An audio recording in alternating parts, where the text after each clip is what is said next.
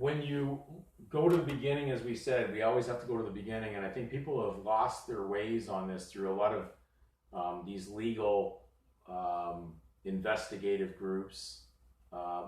They've been labeled by the lawyers as free men on the land, conspiracy groups, whatnot.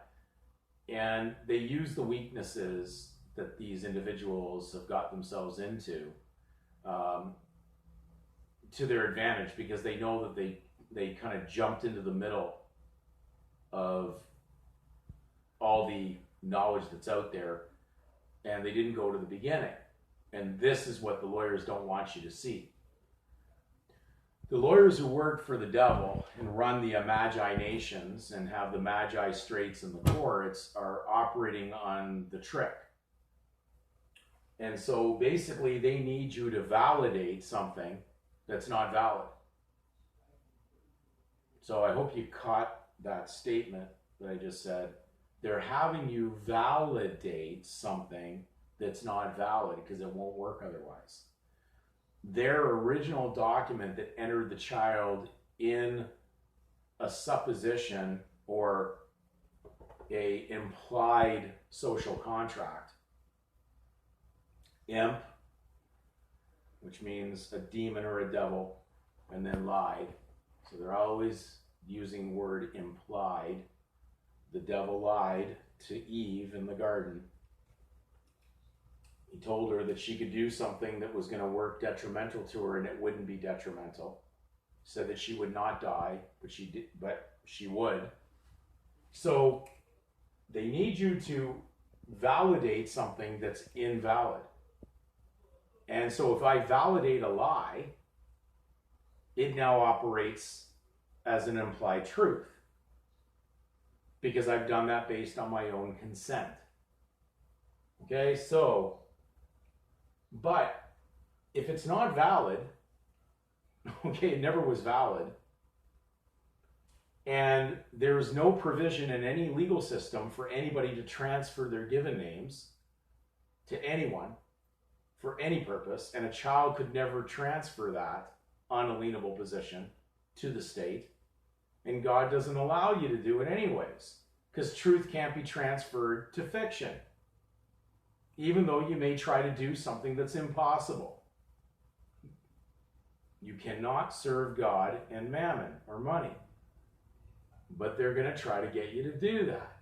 So you're doing the very impossible, chasing the carrot of something that's artificial that you can never have, but they're going to keep chasing it, just like the carrot in front of the horse.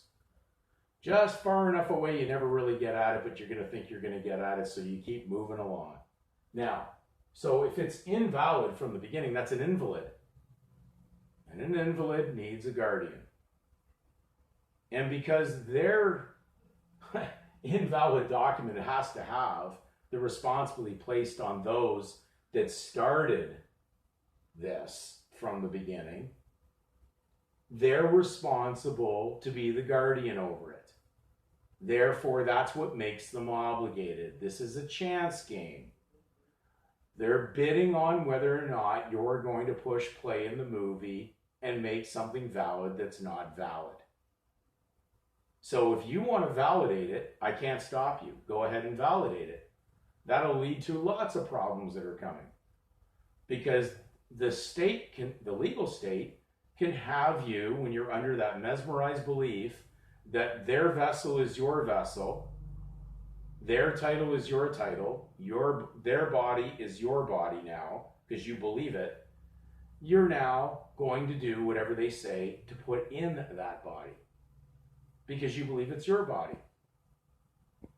Okay, so they need to enter your body, your temple, and they need your consent, because consent makes the contract.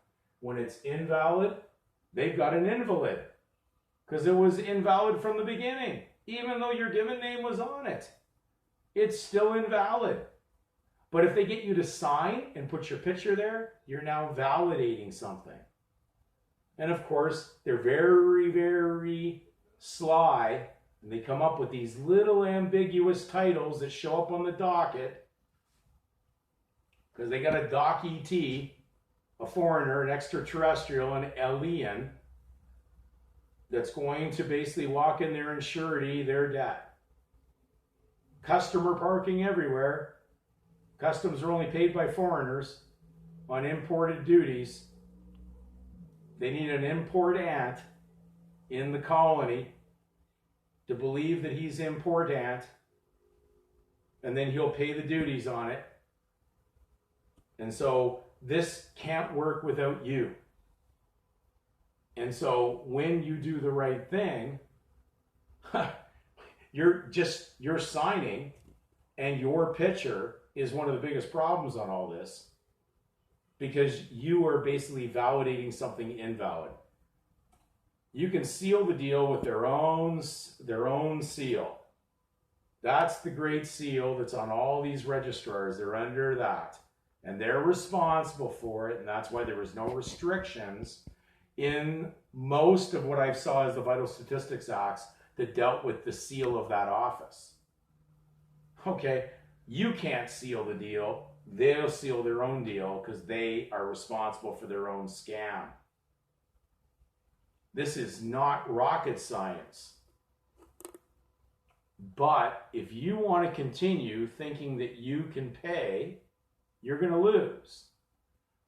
Even the early lawyers knew when they walked into the court they had to pay. That's why they wore wigs, because they had to pay.